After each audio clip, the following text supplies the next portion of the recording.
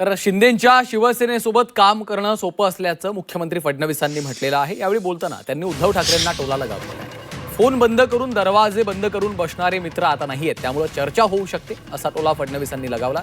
तर दुचाकीवर दोन्ही मित्र पक्षांना सोबत नेण्यासाठी 2 फेऱ्या मारेल असं म्हणत फडणवीसांनी मित्र पक्षांच्या सोबतची युती भक्कम असल्याचे संकेत दिले।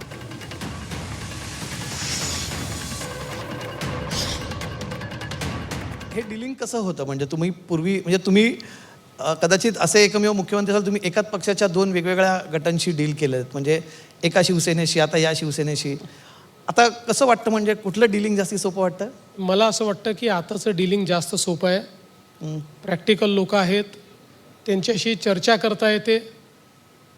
फोन बंद करून दरवाजा बंद करून बसणारे आताचे नेते नाहीत, त्यामुळे चर्चा होऊ शकते। बुलेटवरती तुम्ही तर गृहमंत्री आज 3 सीट अलाउड नाही आहे कुठल्याच बाईकवरती। समजा तुम्हाला मागच्या सीटवर तुमच्या मित्रपक्षातल्या म्हणजे एक राष्ट्रवादी किंवा शिवसेनेतल्या नेत्याला बसवायचं मागच्या सीटवरती, तर कोणाला बसवाल? 2 ट्रिप मारेन, दोघांनाही घेऊन जाईल।